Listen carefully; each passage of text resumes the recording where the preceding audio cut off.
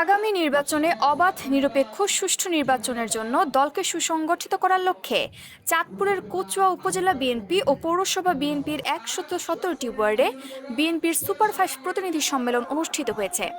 শনিবার বিকেলে কচুয়া সরকারি ডিগ্রি কলেজ মিলনায়তনে বিএনপির ওয়ার্ড প্রতিনিধি সম্মেলনে প্রধান অতিথির বক্তব্য রাখেন বিএনপির কেন্দ্রীয় কমিটির সদস্য, বিএনপির মনোনয়ন প্রত্যাশী মোহাম্মদ মোশাররফ হোসেন মিয়াজি।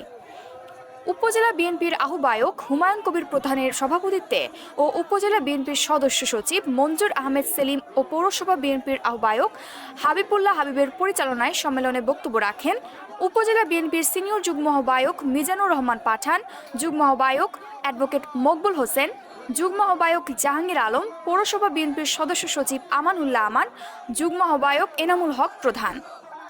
ওয়ার্ড প্রতিনিধি সম্মেলন শেষে কচুয়া উপজেলা বিএনপির সমন্বয়ক মোহাম্মদ মোশাররফ হোসেন মিয়াজির নেতৃত্বে একটি বিশাল মিছিল কলেজ প্রাঙ্গণ থেকে বের হয়ে কচুয়া বাজারের গুরুত্বপূর্ণ সড়ক প্রদক্ষিণ করে কচুয়া বিশ্ব রোড হয়ে কচুয়া দক্ষিণ বাজার পল্টন ময়দানে এসে শেষ হয়। এ সময় উপজেলা বিএনপি ও পৌরসভা বিএনপির অঙ্গ সংগঠনের সহযোগী সংগঠনের কয়েক সহস্রাধিক নেতাকর্মী মিছিলে অংশগ্রহণ করেন।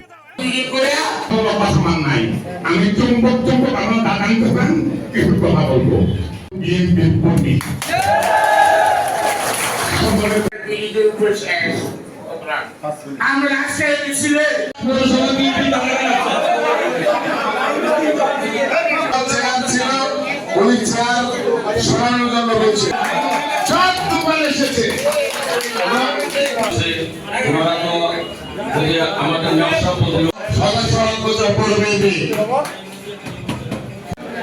সম্মানিত সভাপতি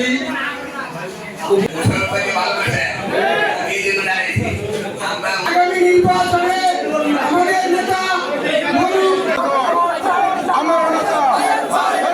আহসান হাবিব সুমনের তথ্যচিত্রে ঐশী মণ্ডল, চ্যানেল 21, কচুয়া, চাঁদপুর।